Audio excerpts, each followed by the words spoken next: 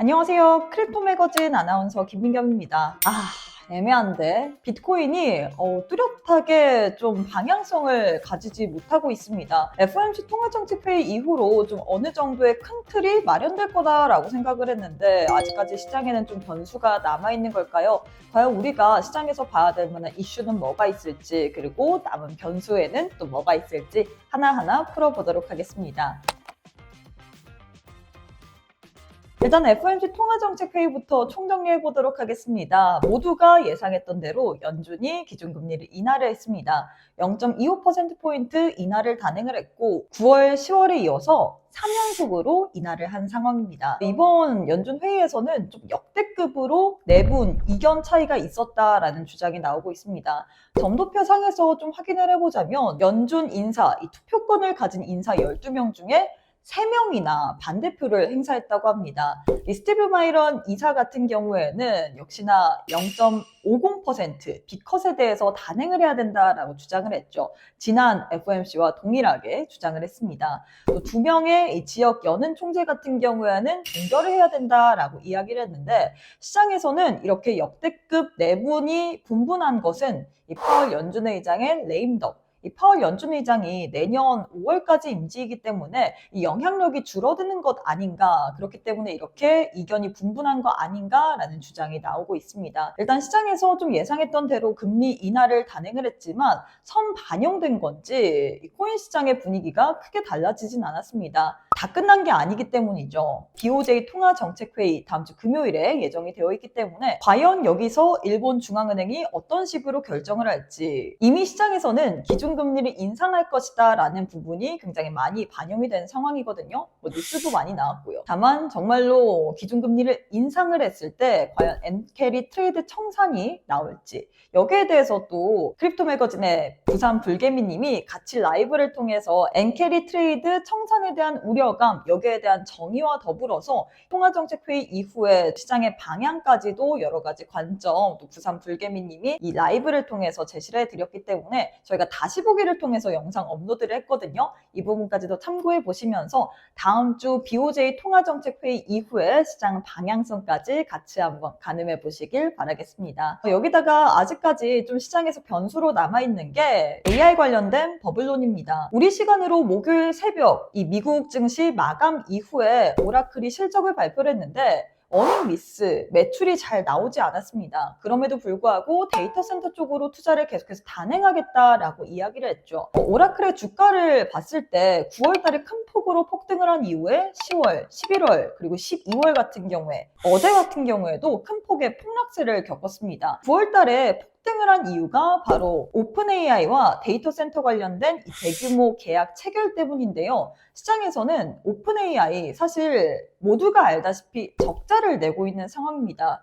지금 오라클의 매출이 대부분 오픈 AI와 직결이 되어 있는데 적자 기업? 근데 계속해서 데이터 센터 쪽으로 투자를 한다? 돈은 언제 벌지? 이런 의구심이 펼쳐지고 있습니다. 그렇기 때문에 AI 버블론 관련된 이야기가 다시금 수면 위로 올라왔죠. 이에 따라서 간밤 뉴욕 증시에서 다우는 상승을 했지만 나스닥, 특히나 기술주는 약세 흐름을 가져갔습니다. 이와 동조화되면서 비트코인의 가격 또한 뉴욕 증시 기준으로 이 9만 달러를 하회하기도 했는데요. 그럼에도 불구하고 AI 관련해서는 여전히 우리가 견조하다라고 봐야 될 부분이 바로 디즈니에서 나온 이슈 때문입니다. 월트 디즈니에서 지금 오픈AI와 10억 달러 규모의 이 계약을 체결했다라는 소식이 들려왔습니다. 쉽게 말하자면 오픈AI에서 만들어내는 챗 GPT, 소라 이렇게 인공지능을 통해서 영상이나 이미지를 만들어내는데 여기에 이 월트 디즈니의 캐릭터들, 예를 들면 미키마우스 이런 애들이 사용될 수 있다라는 부분입니다. 이 월트 디즈니의 CEO 같은 경우에는 거부할 수 없으면 올라타야 한다라고 주장을 하면서 이 AI 관련된 부분에 대해서 굉장히 긍정적으로 이야기를 했는데 AI 산업 이제는 거부할 수 없는 법칙인 것 같습니다.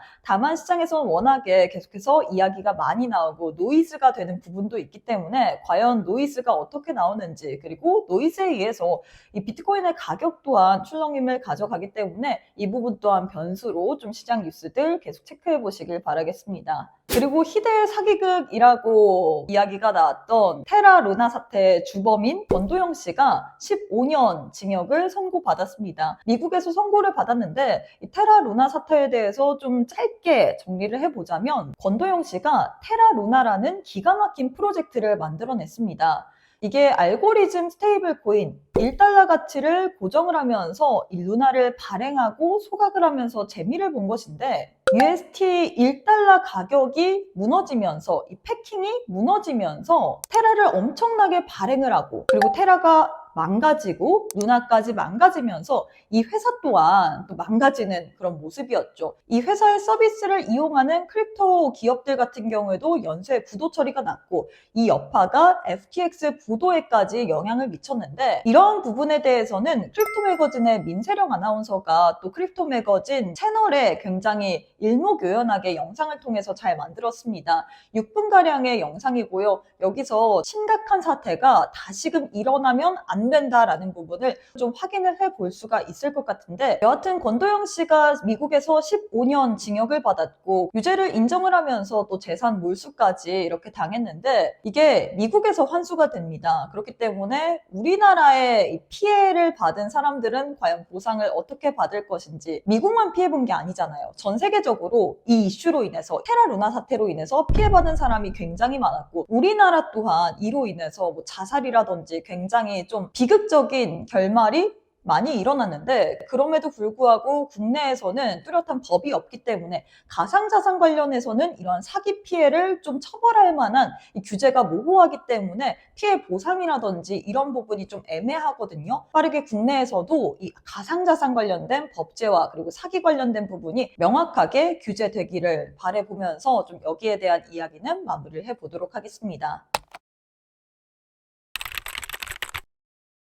온체인 데이터도 확인해 보도록 할까요? 크립토 공포와 탐욕 지수 살펴보시면 어제와 동일하게 29점을 기록을 하고 있습니다. 계속해서 이번 주 내내 공포 구간을 지속을 하고 있죠. 사실 시장에서 가격적으로 계속해서 9만 달러 위아래로 움직이고 있기 때문에 뚜렷하게 어떻게 보면 좀 시장의 투심이 나아졌다라고 이야기를 하기는 어려운 것 같습니다. 여전히 투심은 위축된 상황이고요. 간밤 기관 투자자들의 현물 ETF 흐름도 짚어보도록 하겠습니다. 기관 투자자들은 현물 ETF 쪽으로 순매수를 보였는지 순유출을 보였는지 비트코인, 이더리움 현물 ETF 쪽으로 간밤의 기관들은 모두 순유출세를 보였습니다. 비트코인 현물 ETF 쪽으로는 2거래일 연속 순유입세를 보이다가 간밤에 3거래일 만에 순유출로 전환된 모습이었고요. 이더리움 현물 ETF 같은 경우엔 3거래일 연속 순유입세를 보이다가 다시금 순유출로 방향을 튼 모습입니다. 주요 알트코인 현황도 살펴보도록 할게요. 시가총액 상위 종목들 1위부터 10위 확인해 보시면 데이터 홀로만이 약세로 움직이고 있습니다. 2% 가까운 약세로 거래가 되고 있는 상황인데요. 나머지 코인 같은 경우에는 24시간 기준으로 그래도 가격적인 상승이 보여지고 있습니다. 비트코인은 92,000달러 선에서 거래가 되고 있고 이더리움 같은 경우에도 역시나 상승세를 보이고 있는데 사실 많은 이 크립토 투자자들 같은 경우에는 비트코인, 이더리움 관련해서 관심이 많을 것 같습니다.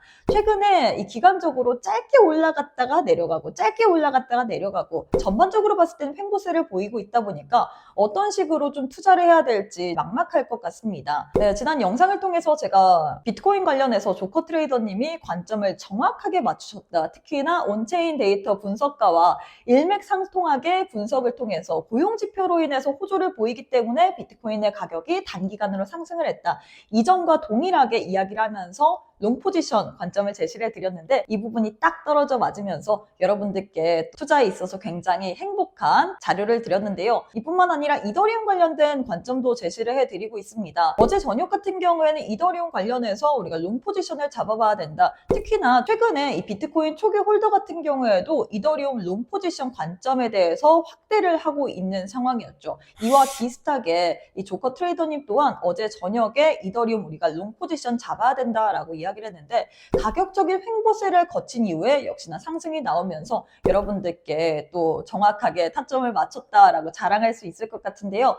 비트코인, 이더리움 관련된 이런 관점들까지도 나도 조커 트레이더님과 함께 분석을 받아보고 싶다 하시는 분들 고정 댓글 들어가시면 크립토 매거진 들어가실 수 있는 홈페이지 링크가 보이실 겁니다. 링크 타고 홈페이지 들어가시게 된다면 우측에 이 문의하기 버튼이 있거든요. 문의하기 버튼 들어가서 조커님의 관점 공유받고 싶다라고 남겨주시면 또 조커님께서 직접 어떤 식으로 우리가 관점을 받아봐야 될지 여기에 대해서 알려드릴 예정이기 때문에 이 부분까지도 참고해 보시면서 비트와 이더리움 관련된 투자 전략 세워보시길 바라겠습니다. 오늘 솔라나가 아시아 시간 기준으로 또 상승세를 크게 보이고 있습니다. 5% 넘게 강세로 움직이고 있는 상황인데 JP모건에서 이 솔라나에서 기업 어음 CP를 발행했다라는 소식이 들려왔습니다. 이 소식 때문인지 솔라나 또한 5% 넘게 가격적인 상승을 보이면서 현 시점에서 움직이고 있는 상황입니다. 자, 이렇게 해서 저희가 오늘장 좀 봐야 될 만한 주요 이슈들 그리고 시장에서 남은 단기적인 변수들까지도 알아봤는데요.